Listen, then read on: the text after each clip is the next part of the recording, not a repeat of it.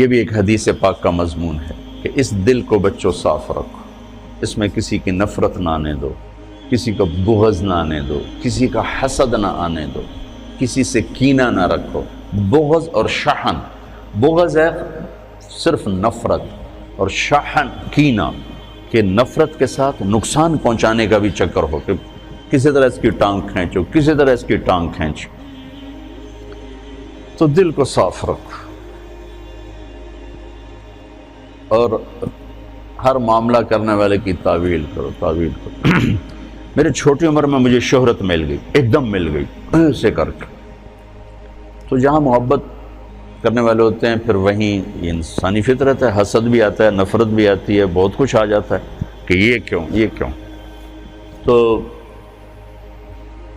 مجھے ایک بہت بڑی مشکل کا سامنا کرنا پڑا، جھوٹے الزام اور بہتان ہذا سبحانک ھذا بہتان عظیم، ایسا قصہ۔ تو میری پیشی ہو گئی مولانا جمشید صاحب کے پاس، تو فرمانے لگے تو کیا سوچتا ہے کہ انہوں نے یہ کیوں کیا ہے؟ تو میں نے کہا جی حسد ہے اور کیا ہے۔ اللہ ان کی قبر روشن فرمائے۔ واللہ اس کے سوا کچھ نہیں تھا، لیکن اور میرے استاد کو بھی پتہ ہے کہ اس کے سوا کچھ نہیں۔ کہا نہیں بیٹے یہ مت کہو کہ حسد، یہ کہو کہ تیری اصلاح کے لیے انہوں نے یہ کیا۔ میں نے کہا اچھا استاد جی آپ فرماتے ہیں تو میں تسلیم کرتا ہوں، میری اصلاح کے لیے کیا ہے۔ یہ انہوں نے مجھے پہلی ضرب لگائی تھی منفی خیالات کو توڑنے کی اور مثبت سوچنے۔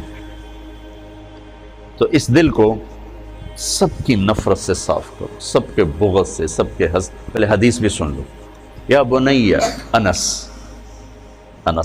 ان استطعت یا ان قدرت ان تصبح وتنسی ولیس فی قلبک غش لأحد فافعل، ثم قال یا بنی وذلک من سنتی ومن احب سنتی فقد احبنی ومن احبنی کان معی فی الجنت او کما قال۔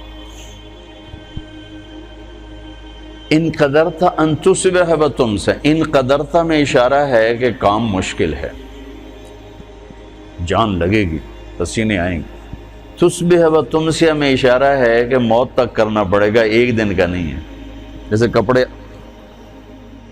آج دھلے ہیں، یہ 2 دن کل انہیں پھر دھونا پڑے گا، پرسوں پھر دھونا پڑے گا، کیونکہ میلے ہو جاتے ہیں، پھر دھونا پڑے گا۔ تصبح وتنسی میں اشارہ ہے کہ یہ کام ساری زندگی کرنا پڑے گا۔ کیا کہ اپنے دل کو سب کی نفرت سے، غش سے، کھوڑ سے، غل سے پاک کرو۔ اور آپ عجیب رحمت للعالمین، اپنے نبی کی رحمت للعالمین ہی دیکھو، آپ نے فرمایا لے احد، لے مسلم، لے مومن نہیں، لے احد۔ لے احد میں ساری دنیا آ گئی نا، غیر مسلم بھی آگے کہ نہیں آگے، ٹھیک کہ تیرے دل میں کسی کے لیے کھوٹ نہ صاف کر دو۔ تو میں آپ دوسری گزارش آپ بچوں سے یہ کروں گا کہ اپنے دل کو صاف رکھنے کی محنت کرو۔ ہم پوری دنیا کے لیے اللہ کا پیغام لے کر چلنے والے ہیں، اور جو اللہ کا پیغام لے کر چلتا ہے اس کا سینے میں انسانیت کی ہمدردی ہوتی، محبت ہوتی، ان کے گناہ سے نفرت ہوتی ہے، ان کی ذات سے محبت۔ جبھی تو نبی روتا ہے، ورنہ کیوں روئے؟ کیوں روتے ہیں؟ روتے روتے کیوں؟ فلا تذهب نفسك علیہم حسرات کا کیا مطلب؟ تو دوسری بات یہ کہتا ہوں بچوں کہ اپنے سینے کو نفرت سے صاف کرو، مسلم بن کے رہو۔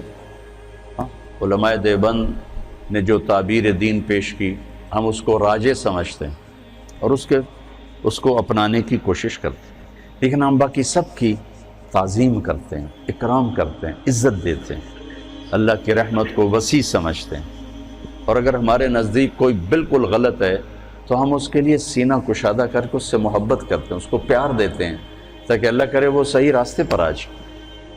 ایک جنازے میں آپ شریک تھے، بہت بڑے مالدار آدمی، کروڑوں اربوں پتی، ان کی بہن کا انتقال۔ تو ایک مولانا صاحب جنازے کے لیے آئے پڑھانے، اب وہ بتا رہے ہیں کہ بھئی نماز جنازہ کیسے ہوتی ہے۔ اور سارے کروڑوں پتی لوگ کھڑے ہوئے ہیں چونکہ اتنا بڑا آدمی تھا۔ نماز جنازہ میں 4 تکبیریں ہوتی ہیں۔ پہلی تکبیر کے بعد ثنا پڑھی جاتی ہے، دوسری تکبیر کے بعد درود شریف پڑھا جاتا ہے، تیسری تکبیر کے بعد دعا پڑھی جاتی ہے۔ اور جن کم بختوں کو دعا نہیں آتی وہ توبہ کریں۔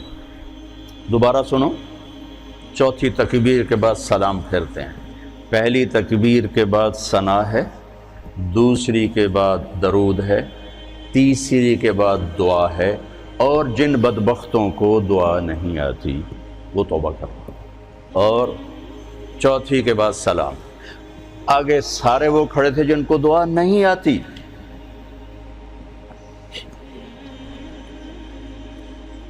اور یہ ان کو پہلے کم بخت بنا دیا پھر بدبخت بنا دیا۔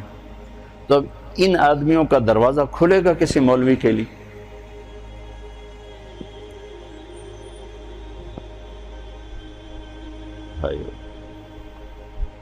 ایک دکاندار جتنے اخلاقی بنا لو، جو دیکھ کے مسکراتا ہے، جی چائے پیش کریے کہ ٹھنڈا پیش کریے، حالانکہ اس نے آپ ہی کی جیب سے وہ پیسے نکالنے ہیں۔ پروگرام سے وہ جلدی نال جا کے پیپسی لے کے آ، اور آپ اس سے متاثر ہو کر 100 کی چیز 200 میں خرید کے جاتے ہو، اور آپ لوگوں کو جنت پیش کر رہے ہو اور ساتھ ان کو لعنت بھی بھیج رہے ہو، تو آپ سے بڑا بے وقوف کون ہو؟ ایک دکاندار جتنے اخلاق تو سیکھو۔ یہی کچھ بریلوی ہمیں کافر کہہ کے مسجدوں سے نکال رہے ہیں، مسجدیں دھو رہے ہیں، گالیاں نکال رہے ہیں، تو آگے تمہارے خطیب بھی یہی کر رہے ہوں، تو تم نے حق و باطل میں کیا فرق رکھا ہے، صحیح اور خطا میں کیا فرق رکھا ہے؟ ادھر بھی گالی ادھر بھی گالی، سننے والا کیا کہے گا؟ دو میں ہک ہو جائیں۔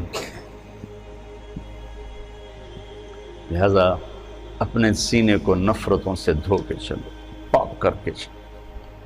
وَلَيْسَ فِي قَلْبِكَ غِشٌّ لِأَحَدٍ فَافْعَلْ۔ اس پر آپ اور اللہ کے نبی جنت میں ایسے ہو جاؤ، اکٹھے ہو جاؤ۔ تو یہ 2 باتیں ہیں، آپس میں بھی نفرت نہ کرو۔ یہ تھوڑا سا میں نے تفصیل سے کہہ دیا چونکہ آپ کا سفر شروع ہونے لگا ہے، کچھ بچے باہر سے آئے ہیں، اور پہلے تو یہ مذاکرے میں بہت کرتا تھا، ٹائم ہوتا تھا، اب مجھے ٹائم نہیں ملتا۔ پچھلے یہ جو دورے کی جماعت اب سال لگا رہی، شاید پورے سال میں 10 دن میں نے ان کو سبق پڑھایا ہوگا۔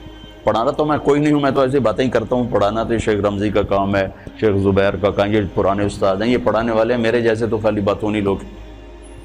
لیکن وہ میری باتیں ہوتی تھیں یہی زندگی سے متعلق، تو فائدہ ہوتا تھا مجھے بھی سننے والوں کو۔ اب وہ بھی نہیں، اب نیا سال شروع ہو رہا ہے، کچھ بچے پہلی دفعہ آ رہے ہیں، کچھ پہلے سے یہاں ہیں، تو میں چاہتا ہوں آپ یہ سفر اس طرح شروع کرو کہ آپ کی زبان محبت کا بول بولے، آپ کے دل کے تاروں پر محبت کے نغمے چھڑیں، نہ نفرت، نہ حسد، نہ بغض، نہ غل، نہ غش، ان میں سے کوئی چیز آپ کے قریب نہ ہو، تاکہ آپ پوری امت کے لیے ایک پیغام محبت بن کے چلو۔ اس کی سارے بچے نیت کرتے ہو نا؟ ہاں، سارے اس کی نیت کر کے چلو۔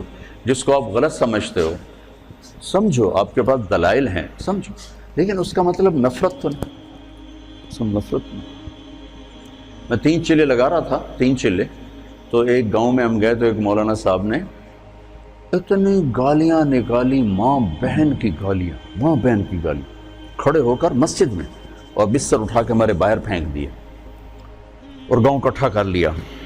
تو اب میں چونکہ نیا کالج سے آیا تھا، اب میرا دماغ خود فیصلہ کر رہا ہے کہ یہ مولانا صاحب یہ کہہ رہے ہیں کہ ہم عاشق رسول ہیں، اور یہ ماں بہن کی گالیاں نکالتا جا رہا ہے۔ ماں بہن کی گالی نکالنا تو انسانیت کے ماتھے پر داغ ہے، چیز ہے کہ علم اور قرآن اور حدیث اور عشق رسول، اور یہ جن کو گالیاں نکال رہے ہیں ان کو کہہ رہے ہیں گستاخ رسول ہیں، یہ بولتے نہیں اور دعائیں دے رہے ہیں۔ ہمارا امیر کہہ رہا تھا بھائی دعا کرو، بھائی اللہ ان کے دل بدل دے، دعا کرو۔ تو مجھے کسی دلیل کو سمجھنے کی ضرورت نہیں پڑی، حالانکہ میں بالکل نیا تھا، میرا رائمنڈ سے پہلا سفر تھا، پہلا۔